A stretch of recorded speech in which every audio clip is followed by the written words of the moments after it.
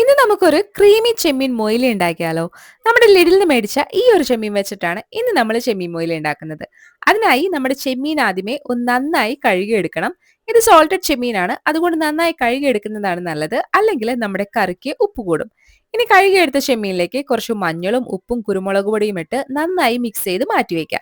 ഒരു 10 മിനിറ്റിന് ശേഷം ഒരു ചട്ടിയിൽ എണ്ണയൊഴിച്ച് ചെമ്മീൻ ചെറുതായിട്ടൊന്ന് വറുത്തെടുക്കുക.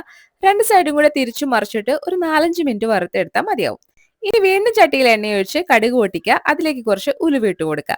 അതിനുശേഷം വെളുത്തുള്ളി, പച്ചമുളക്, കറിവേപ്പിലയും കൂടി ഇട്ട് നന്നായി മൂത്ത് വരുമ്പോൾ ഒരു സവാളയും കൂടി ഇട്ട് നന്നായി വഴറ്റിയെടുക്കുക. ഇനി അതിലേക്ക് കുറച്ച് മഞ്ഞൾപ്പൊടിയും കുരുമുളക് പൊടിയും ഇട്ട് നന്നായി മൂപ്പിച്ചെടുക്കുക. ഇനി വേണ്ടത് തേങ്ങാപ്പാലാണ്. തേങ്ങാപ്പാൽ ഒഴിച്ച് ഇതുപോലെ ഒന്ന് തിളച്ചു വരുമ്പോൾ നമ്മുടെ ചെമ്മീൻ അങ്ങ് ഇട്ട് കൊടുക്കുക. എരിവ് കുറവാണെങ്കിൽ കുറച്ച് കുരുമുളക് പൊടി കൂടെ ആഡ് ചെയ്തിട്ട് നന്നായി ഇളക്കി യോജിപ്പിച്ചതിന് ശേഷം കുറച്ച് കട്ടി തേങ്ങാപ്പാൽ കൂടെ ആഡ് ചെയ്ത് കഴിയുമ്പോൾ നമ്മുടെ കറി ഏകദേശം റെഡിയായി. ഇനി ചെറിയൊരു പുളിക്ക് വേണ്ടിയിട്ട് കുറച്ച് വിനാഗിരി ഒഴിച്ചു കൊടുക്കുക.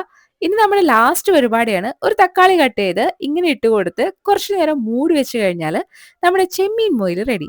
ചോറിനും ഒപ്പത്തിന് ഇടിയപ്പത്തിനൊക്കെ പറ്റിയ അടിപൊളി കറിയാണിത്. ട്രൈ ചെയ്യാത്തവർ വേഗം ട്രൈ ചെയ്തോ.